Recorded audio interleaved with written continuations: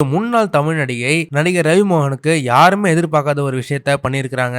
ஆச்சி மசாலா எந்த சமையலும் ருசி தேடும் ரகசியம் 20 ரூபாய் குலு குலுன்னு காத்து வீசுது. உங்கள் சத்யாவில் குளு குளு ஏசி ஆஃபர்.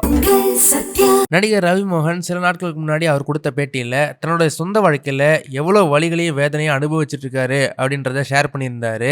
அதை ஒட்டி ஒரு முன்னாள் தமிழ் நடிகை நடிகர் ரவிமோகனுக்கு யாருமே எதிர்பார்க்காத ஒரு விஷயத்த பண்ணியிருக்கிறாங்க. நடிகர் ரவிமோகன் தான் கொஞ்ச நாளுக்கு முன்னாடி கொடுத்த ஒரு பேட்டியில தன்னுடைய சொந்த வாழ்க்கை எவ்வளவு அவலமான நிலையில இருக்கும்னு, தான் எவ்வளவு வலிகளையும் வேதனையும் கொடுமைகளையும் தன்னுடைய மனைவி குடும்பத்தில இருந்து சந்திச்சுக்கிட்டு இருக்கிறதாகவும் அவர் சொல்லியிருந்தாரு. தன்னுடைய குழந்தைகளை தன்னை பார்க்க விட மாட்டேங்கிறாங்க அப்படின்ற மாதிரியும், எங்க போனாலும் பின்னாடியே யாராச்சும் ஒரு ஸ்பையை அனுப்புறாங்க அப்படின்ற மாதிரி பல விஷயங்களை அவர் சொன்னாரு.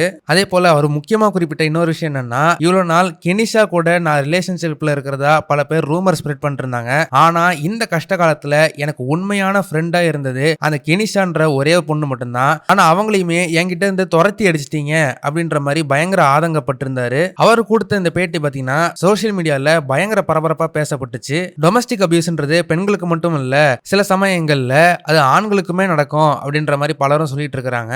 ரவிமோகனும் அவங்களோட மனைவி ஆர்த்தியும் டைவர்ஸ்க்கு அப்ளை பண்ணி இதோட 2 வருஷம் ஆச்சு. ரவிமோகனும் இத்தனை நாளா அவர் தனியா தான் வாழ்ந்து வந்துட்டு இருக்காரு. இப்ப கிடைச்ச சமீபத்திய நியூஸ் படி ரவிமோகன் கிட்ட ஆர்த்தி ரவி மாசத்துக்கு 40 லட்சம் ரூபாய் மெயின்டெனன்ஸ்க்காக ரவிமோகன் தனக்கு செட்டில் பண்ணணும் அப்படின்ற மாதிரி அவங்க கோரிக்கை வச்சிருக்காங்க. இந்த விஷயம் பரபரப்பா பேசப்பட்டு இருக்க இந்த சமயத்துல தான் ஒரு முன்னாள் தமிழ் நடிகை ரவிமோகனுக்கு ஆதரவா ஒரு ட்வீட் ஒன்று போட்டிருக்காங்க.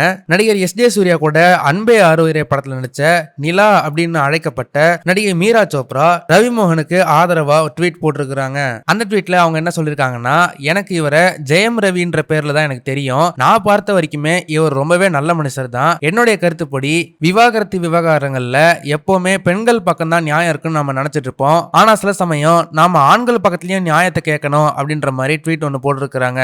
ரவிமோகனோட இந்த விஷயத்துல யார் பக்கம் நியாயம் இருக்கும் அப்படின்னு நீங்க நினைக்கிறீங்கன்னு மறக்காம கமெண்ட் செக்ஷன்ல சொல்லுங்க.